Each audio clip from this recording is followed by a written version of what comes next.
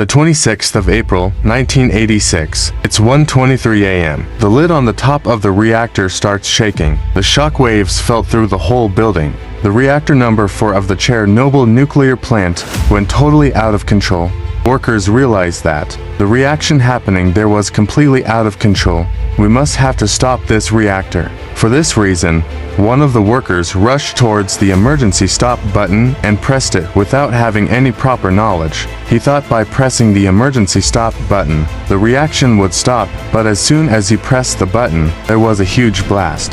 The harmful radioactive material rose up into the air with the flames and spread it all over the area. The amount of radioactive material spreaded in the air was equal to 400 Hiroshima atomic bombs.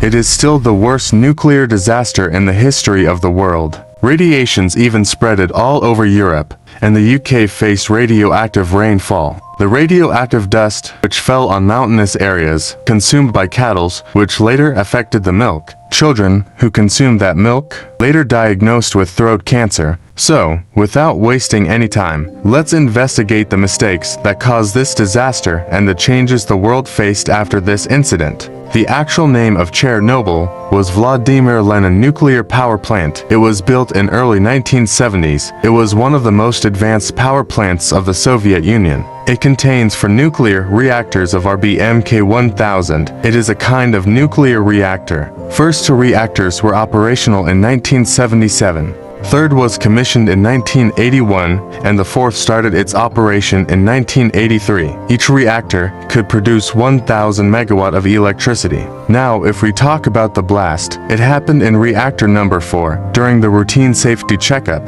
In nuclear power plants, electricity is produced by the rotation of turbines. There are multiple water pipes around the nuclear reactor, serving the purposes to keep the plant moderately cool and to produce steam to rotate the turbines. It is mandatory for plants to have a continuous water supply. For that reason, the water pumps supplying water to the reactors must have an uninterrupted electricity supply. But what happens if there is a power cut? To ensure the water pumps run all the time, multiple diesel generators were installed at Chernobyl to provide a constant supply of electricity to the pumps. But these diesel generators also took 2 to 3 minutes to start, so the engineers concluded that the steam already stored in the reactor could be enough to rotate the turbines until the generators were turned on. So, on the night of April 26th, they were testing this because a few tests had already been done on Reactor 4, but none of them had been successful. Workers hoped that this time they would be successful. They had also tried to conduct this test the night before, but due to some reasons, it couldn't be done. Moreover, all the employees were so tired that they didn't sleep well.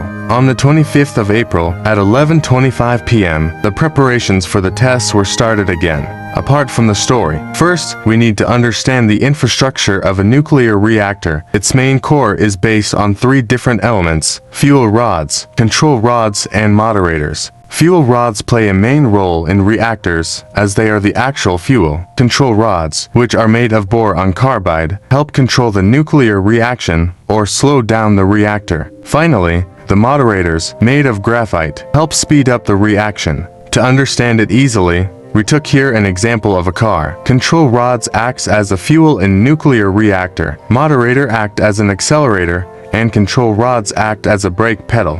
The after effects of the Chernobyl disaster are way more terrifying than the Hiroshima and Nagasaki bombings. Even till date, you can see the live examples of it. People are living their normal lives in Hiroshima and Nagasaki, but it is prohibited to even roam around near the Chernobyl incident area.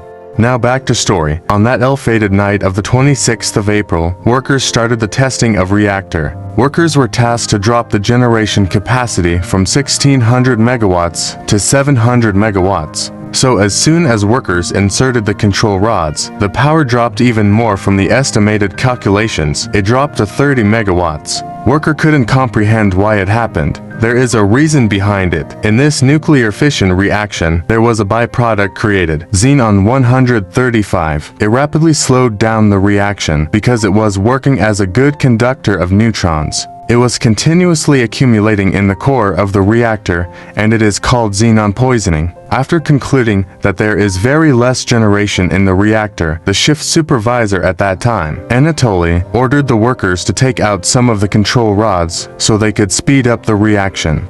Now it's exactly 1 a.m. Due to this action of staff members, the power output reached up to 200 megawatts.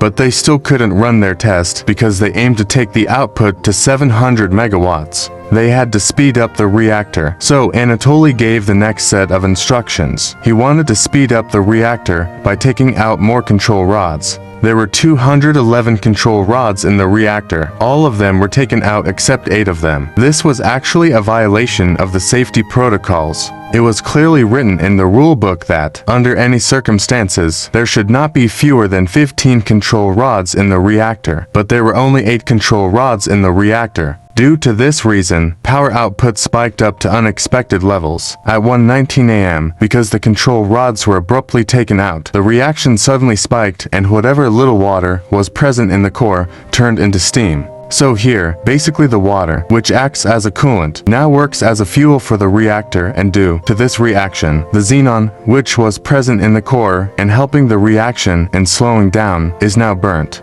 This was the point of extreme power surge. The lid of the containment structure started shaking. Shockwaves felt throughout the whole building. Workers realized that they had to execute an emergency stop, so they pressed the emergency stop button at 1:23 a.m. Pressing the emergency button meant that the control rods would be reinserted into the reactor to slow down the reaction. And although it seems logical, but there was a huge design flaw in this reactor related to control rods. A control rod is actually made up of 2 parts. The main part is made up of boron, which absorbs the neutrons and helps slow down the reaction. But the tip of this control rod is made up of graphite, which ignites the reaction more. So actually, as soon as the emergency button was pressed, all the control rods were inserted into the reactor. Due to graphite tips, reaction suddenly spiked up. This caused a huge blast. The power generation of the reactor reached up to 33,000 megawatts. The first blast was 6 to 8 seconds after the emergency button was pressed. Because of this blast, the core of the reactor started melting. After 2 to 3 seconds, there was an even more powerful blast that threw the 1,000 tons lid into the air. The reason behind this second blast was the graphite present in the reactor also started burning. Two people were instantly got killed. More than 100 radioactive elements and 9.6 tons of uranium fuel flew into the atmosphere. At 1:26 a.m., the fire alarm began ringing and firefighters reached the spot. Initially, they didn't have an idea of what was happening there. That fire was not supposed to die down easily because it was caused by graphite. It took more than 10 days to put down this fire. Helicopters were called to drop tons of clay, sand, boron, and lead from the sky. These elements can reduce the radiation, but it was too difficult to do this job because helicopters had to fly exactly over the fire, which was truly a dangerous task. Even one of the helicopters crashed due to this, and 4 people got killed. Those firefighters who had reached there experienced fatigue and nausea after reaching home. Unfortunately, these all were symptoms of radiation sickness, and indirectly it means you are going to die in a few months. 28 firefighters died after a few months of incident. Those who got less infected died after 1 or 2 years. After the incident, there was a huge task for authorities to clean up the radioactive waste lying there. At first, hundreds of remote control robots were sent to clean up the space, but they malfunctioned to reaching the place of incident. After that, thousands of people had to be sent in to clean up the place. These people were called liquidators. During the period of 1 year, 200,000 liquidators were dispatched to actively clean up the area. A 30 kilometers area near the plant declared to be an exclusion zone, and no one